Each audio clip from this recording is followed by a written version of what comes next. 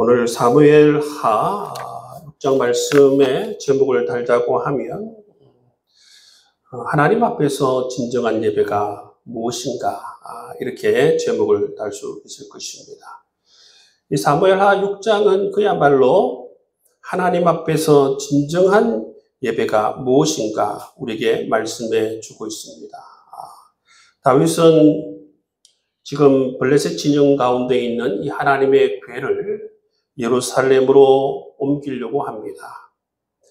여러분, 단순히 이 하나님의 궤를 옮기는 것은 단순히 이 물건을 옮기는 게 아니에요. 여러분, 하나님의 궤는 상징하는 게 뭡니까? 하나님의 임재를 상징합니다. 하나님께서 우리와 함께 하시는 것을 상징하는 것이죠.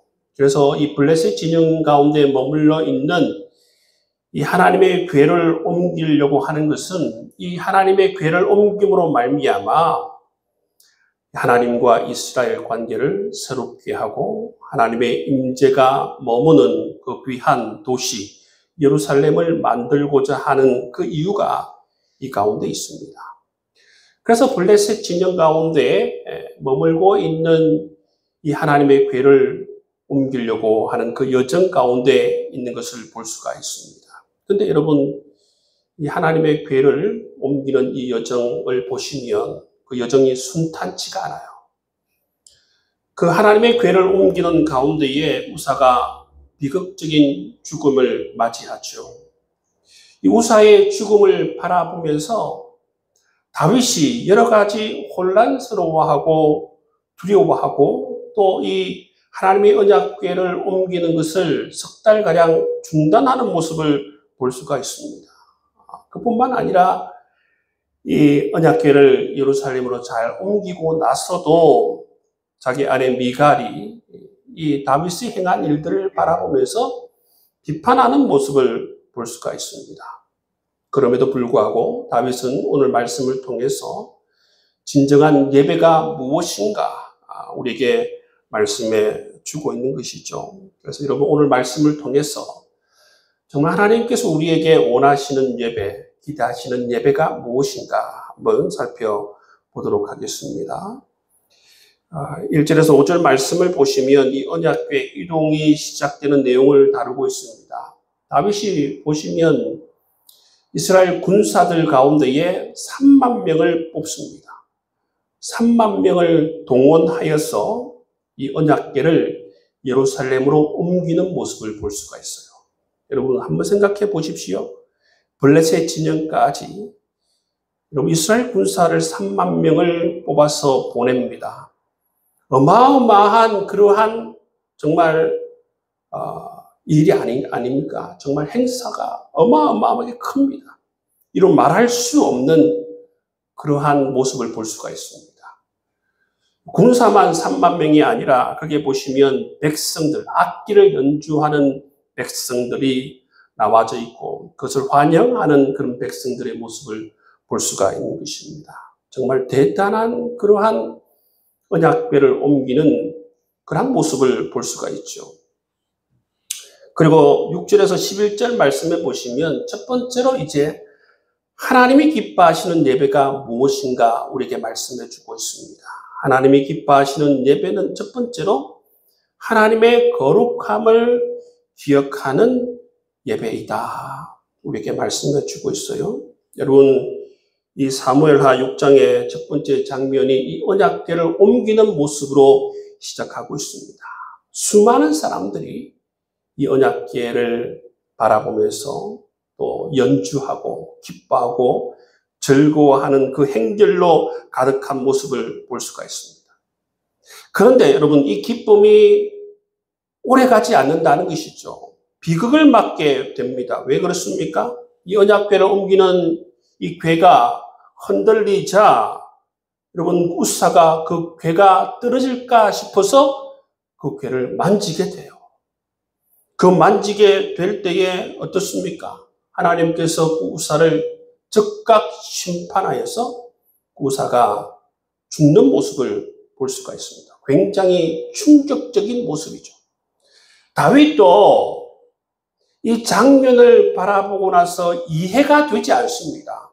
왜냐하면 우사는 이 하나님의 궤를 옮기는 일을 하였고 또 선한 의도를 가지고 이 하나님의 궤가 떨어질까 싶어서 그것을 잡았을 뿐인데 왜 우사가 죽는가? 그래서 다윗은 사실은 그 이유를 알지 못했어요. 그래서 다윗도 실망하여서 3개월가량 이 하나님의 궤를 옮기는 것을 중단한 모습을 볼 수가 있습니다. 근데 여러분, 그 이유가 무엇입니까? 하나님의 거룩함을 사람이 침범했다라는 것입니다.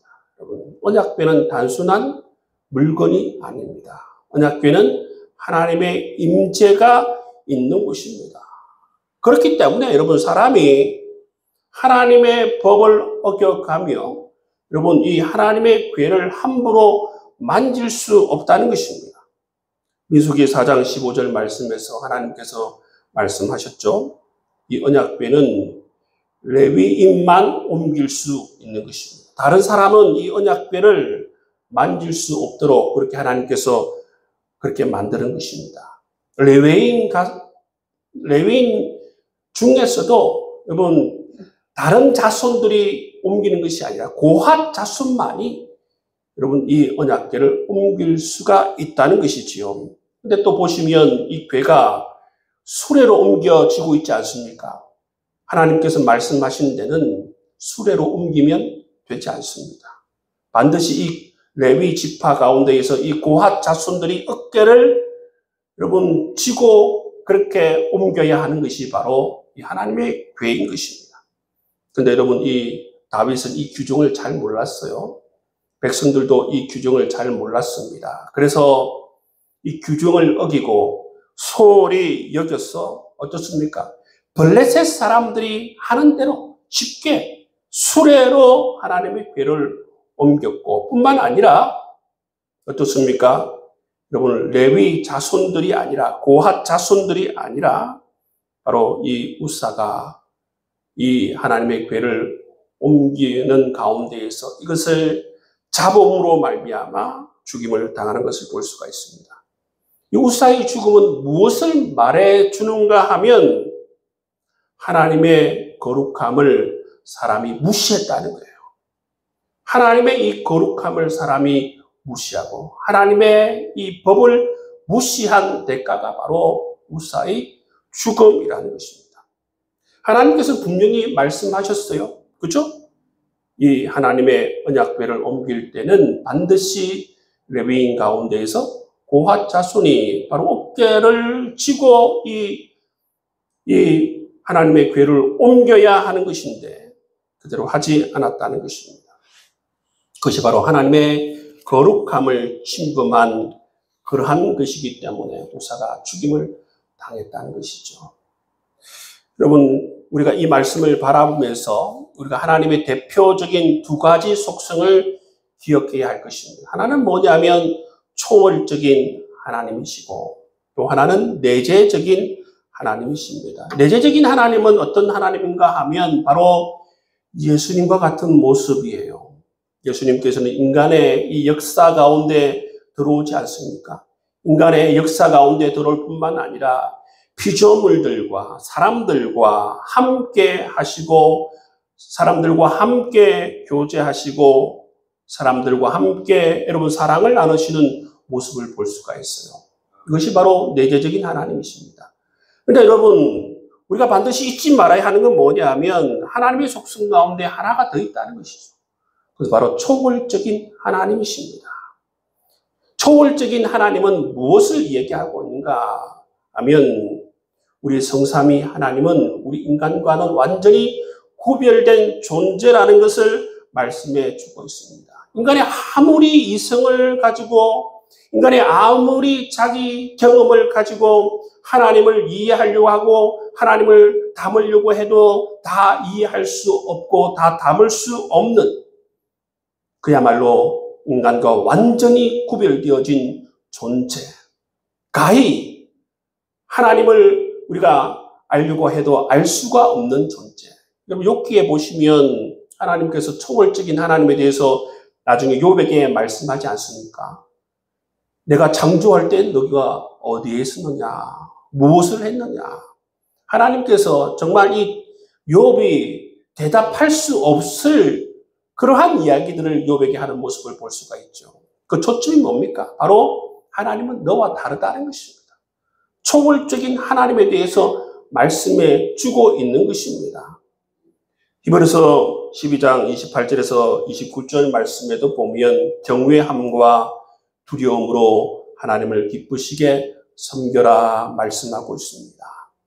그리고 오늘날 우리 하나님의 백성들이 놓치기 쉬운 점이 뭡니까? 이 초월적인 하나님, 이 부분을 놓치기 쉬워요. 정말 우리는 두려움과 정말 경외감을 가지고 하나님을 거룩하게 섬겨야 한다는 것입니다. 여러분, 이 언약궤를 옮기는 가운데에서도 그들이 잊은 것은 뭐냐면 바로 이처럼 하나님의 거룩함을 놓쳤어요. 만져서는 안 될 것을 만지고 수레로 옮겨서는 안 될 것을 이들이 옮기는 모습을 통해서 하나님께서 우사를 즉시 죽임을 통해서 무엇을 이야기하고 있습니까? 하나님의 거룩함을 기억하라는 것입니다. 여러분, 하나님께서 우리에게 바라시는 예배의 모습이 뭡니까? 하나님의 거룩함을 기억하면서 하나님을 경외하는 예배 드리길 하나님께서는 원하신다라는 것을 꼭 기억할 수 있는 여러분 될 수 있기를 바랍니다.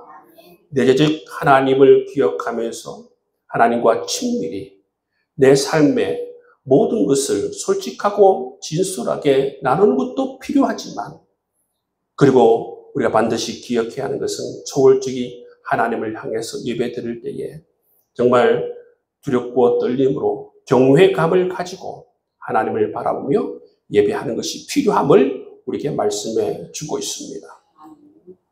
두 번째 하나님께서 기뻐하시는 예배는 무엇인가 하면 하나님의 임재 가운데에서 전심으로 하나님을 예배하는 것을 원하신다라는 것입니다. 우사가 죽은 이후에 다윗이 어떻게 합니까? 이것이 이해가 되지 않으니까 하나님의 궤를 오벳에돔의 집에 그렇게 머물게 합니다. 석 달 동안 오벳에돔의 집에 하나님의 궤가 머물러요. 그런데 여러분, 사람들로부터 어떤 소식을 이 다윗이 듣게 됩니까? 이 오벳에돔의 집에 이 하나님의 언약궤로 말미암아 큰 축복이 임했다는 소식을 다윗이 듣게 되는 것이죠. 이것은 무엇을 의미하는가 하면 여러분, 하나님의 임재가 있는 곳에 하나님의 축복이 있다라는 사실을 우리에게 말씀해 주고 있습니다. 여러분, 하나님의 임재가 있는 곳에 하나님의 축복이 있습니다. 여러분, 우리의 예배 가운데에 하나님의 임재가 있으면 반드시 우리는 하나님의 축복을 받을 수 있다는 것이죠. 그렇기 때문에 우리의 예배가 바로 축복의 근원임을 말씀해 주고 있습니다. 이 소식을 다윗이 듣게 돼요. 다윗이 듣고 다시 용기를 가지게 됩니다. 원래 다윗이 하나님의 궤를 예루살렘으로 옮기려고 했던 그 이유도 바로 이것인데 잠시 여러분 우사가 죽는 그 가운데에서 다윗이 이해가 되지 않으니까 이 일을 잠시 여러분 늦추는 모습을 볼 수가 있지 않습니까? 그런데 이 소식을 듣고 다윗이 확신을 가지게 돼요. 새로운 용기를 얻게 됩니다. 그래서 이번에는 하나님의 규정이 무엇인지를 다 파악하고 하나님의 규정대로 이 언약궤를 예루살렘으로 옮기는 모습을 볼 수가 있는 것입니다. 그래서 이번에는 누가 이 궤를 옮기는 모습을 볼 수가 있습니까? 레위인들이 바로 이 궤를 옮기는 모습을 볼 수가 있다는 것이죠. 그리고 여러분 다윗이 희생제사를 드리고 또 어떻게 합니까? 온 마음으로 다윗이 춤을 추면서 여러분 이 언약궤를 옮기는 모습을 볼 수가 있다는 것이죠. 14절 말씀 보십시오. 다윗이 여호와 앞에서 힘을 다하여 춤을 추는 데에 그때에 다윗이 배 에봇을 입었더라. 여러분 말씀하고 있어요. 여러분 이 다윗이 춤추는 것은 단순히 흥겨워서 춤을 춘 것이 아닙니다. 다윗은 이 하나님 앞에서 당신이 진정 나의 왕이십니다. 나의 하나님이십니다. 모든 절대 권력을 내려놓고 하나님만이 나의 왕이십니다. 여러분 그렇게 고백하며 자기 자신을 낮추면서 그렇게 하나님을 예배하고 찬양하고 춤을 추는 모습을 볼 수가 있습니다. 여러분 이것이 바로 예배의 본질입니다. 다윗은 보면 전심으로 여러분 하나님을 예배하고 있는 모습을 볼 수가 있습니다. 여러분 다윗은 그야말로 남북 왕을 통합하는 그러한 이스라엘의 왕 아닙니까? 절대 권력을 가지고 있는 왕입니다. 절대 권력을 가지고 있는 왕. 여러분 요즘도 여러분 이렇게 춤을 출 수가 없어요. 그런데 다윗은 그 당시 몇천 년 전에 여러분 그 시대의 문화를 넘어서 절대 권력을 내려놓고 하나님 앞에서 이처럼 춤을 추면서 여러분 이 법궤를 옮기는 그런 모습을 볼 수가 있다는 것이죠. 그건 단순히 여러분 다윗이 개인적인 그러한 기쁨을 표현하고 개인적인 예배를 드리는 것이 아니라 이 모습을 통해서 정말 이스라엘 전체가 하나님을 높여드리고 하나님을 예배하는 것을 이끄는 그러한 다윗의 모습을 볼 수가 있다는 것입니다. 여러분 이 다윗의 춤추는 모습을 통해서 우리에게 무엇을 이야기하고 있습니까? 정말 전심으로 하나님께서는 예배하길 원하시는구나. 하나님의 임재 가운데 머무는 것이 축복이구나 라는 것을 우리에게 말씀해 주고 있습니다. 여러분 우리의 예배는 정말 하나님께서 우리에게 베풀어 주신 그 은총에 대한 그 사랑에 대한 다윗처럼 이처럼 응답이 있어야 하는 것입니다. 우리의 모든 것을 하나님께서 주셨을 뿐만 아니라 그 고백으로 말미암아 우리의 시간과 우리의 물질과 우리의 은사와 우리의 모든 것을 통해서 하나님 그렇습니다. 하나님께서 우리의 모든 것을 허락해 주셨습니다. 하나님 은혜와 사랑 감사드립니다. 그러한 살아있는 예배를 하나님께서는 드리길 원하신다라는 것이죠. 요한복음 4장 23절에서 24절 말씀 예수님께서 뭐라고 말씀하고 있습니까? 아버지께 참으로 예배하는 자들은 신령과 진정으로 예배할 때가 온다 말씀하고 있지 않습니까? 여러분 하나님께서 우리에게 원하시는 예배는 뭡니까?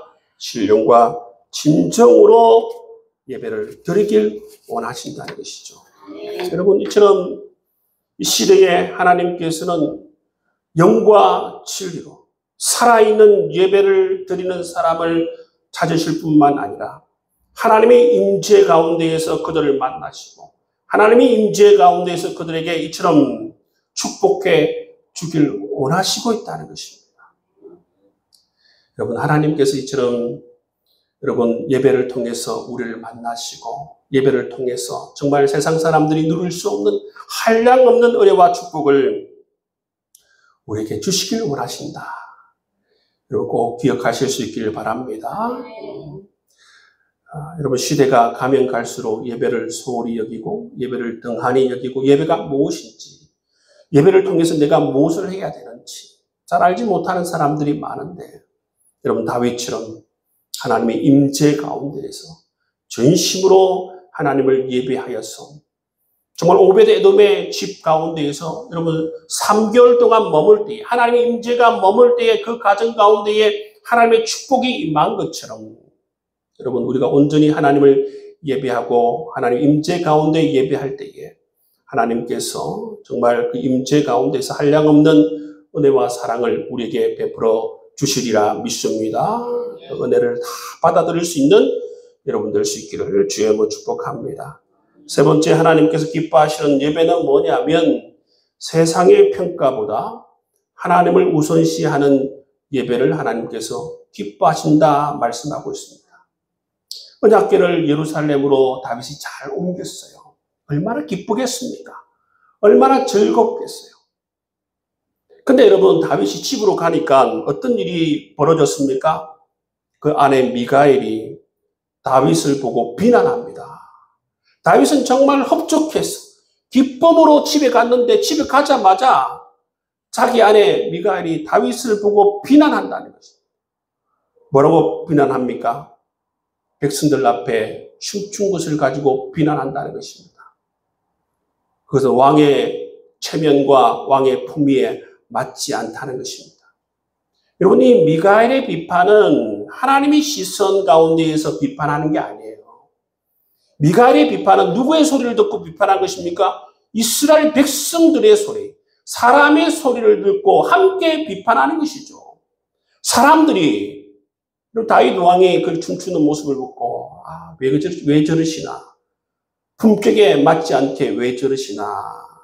그 사람들의 말, 사람들의 시선을 이 미가엘이 보고 미가엘이 함께 그것에 동조하면서 이 다윗의 모습을 비판하는 모습을 볼 수가 있습니다. 여러분, 하나님께서 기뻐하시는 건 뭡니까? 하나님께서 기뻐하시는 것은 다윗의 모습처럼 하나님의 임재 가운데에서 전심으로 자기 자신을 낮춰서 하나님을 높여드리는 그 모습을 하나님께서 기뻐하세요. 그런데 지금 보시면 이 미가엘은 사람의 시선을 가지고 다윗을 평가하는 모습을 볼 수가 있어요. 근데 여러분, 다윗은 이에 대해서 어떻게 합니까? 21절, 22절 말씀에 보면 다윗이 미가엘에게 이르되 이는 여호와 앞에서 한 것이니라. 그가 내 아버지와 그의 온 집을 버리시고 나를 택하사 나를 여호와의 백성 이스라엘의 주권자로 삼으셨으니 내가 여호와 앞에서 뛰놀리라. 내가 이보다 더 낮아져서 스스로 천하게 보일지라도 내가 말한 바 계집종에게는 내가 높임을 받으리라 한지라 말씀하고 있어요. 여러분, 다윗은 확신을 가지고 있어요. 다윗은 자기가 기뻐하며 예배하면서 확신을 가지고 있어요. 어떤 확신입니까? 하나님께서 원하시는 예배는 바로 이런 것이다 라는 확신을 가지고 있어요. 미가엘이 아무리 비난하더라도 그것은 하나님의 말씀이 아니다 라는 것을 반박하고 있는 다윗의 모습을 볼 수가 있는 것입니다. 여러분, 다윗의 모습을 보시면 어떻습니까? 여러분, 다윗의 이 예배를 보고 사람들은 평가하기를 좋아해요. 비판하기 좋아한다는 것입니다. 우리 성도들이 예배하는 모습을 통해서도 세상 사람들이 또는 교회 안에 있는 사람들이 비판하기를 좋아해요. 세상 사람들은 왜 그렇게 열심히 교회 다니냐? 왜 그렇게 교회에 헌신하냐? 이런 비판을 할 수도 있고, 또 교회 안에 있는 사람들도 미가엘처럼 왜 그렇게 예배하느냐? 그렇게 여러분 비판할 수도 있다는 것입니다.